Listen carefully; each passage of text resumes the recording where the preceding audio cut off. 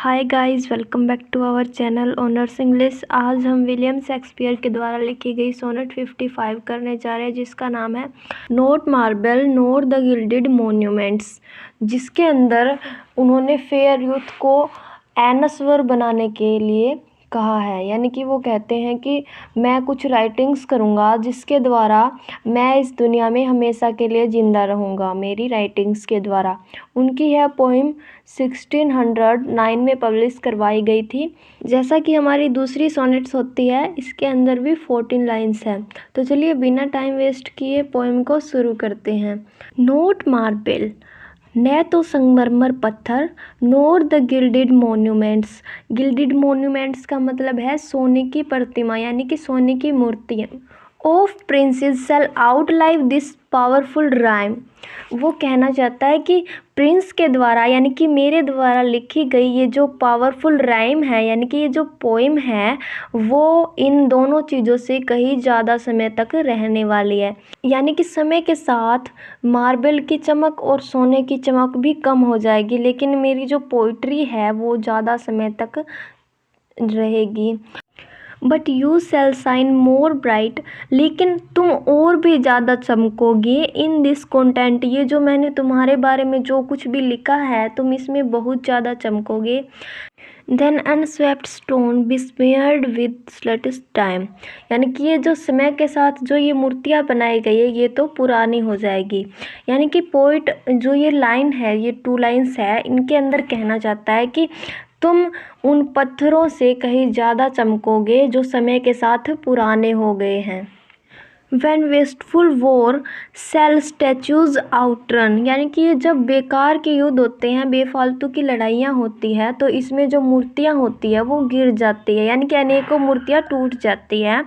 And broil root out the work of masonry, यानी कि इन कारीगरों के द्वारा जो काम किया गया होता है उनकी जड़ें तक भी हिल जाती है, यानी कि जो मूर्तियाँ हैं उनकी जड़ें भी हिल जाती है। नोर मार्स हिज स्वॉर्ड, मार्स एक रोमन गॉड है, तो कहता है कि मार्स गॉड की जो तलवार है, स्वॉर्ड का मतलब होता है तलवार, यानी कि उसकी जो तलवार है, ना तो वो तलवार nor war's quick fire shall burn, और ना ही लड़ाई की जो आग है shall burn the living record of your memory, ना तो वो रोमन गॉड की तलवार और ना ही लड़ाई की जो आग है वो तुम्हारी मेमोरी को मिटा सकती है। यानी कि जो मैंने तुम्हारी मेमोरी इस पोइम में बना दी, तुम्हारे बारे में इस पोइम में लिख दिया, उसे कोई भी नहीं मिटा सकता, ना तो लड़ाई की आग और ना ही रोमन गॉड की तलवार।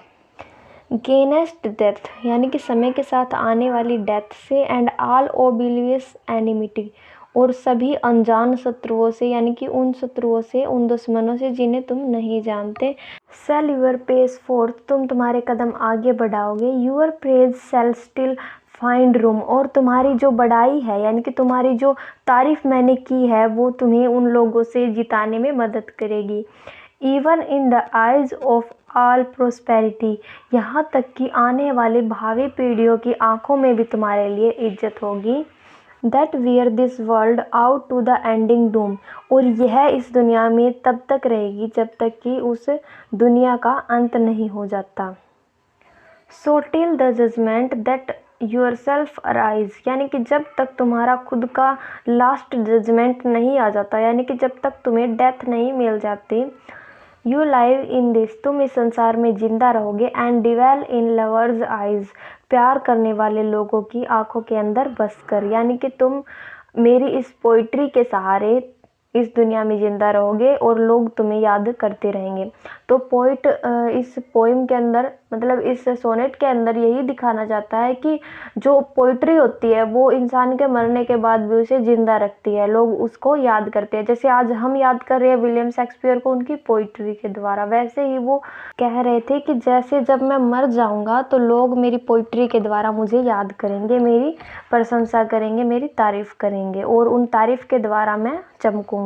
सो फ्रेंड्स, इसी के साथ हमारी पोइम कंप्लीट होती है। बहुत जल्द मिलेंगे एक नए टॉपिक के साथ।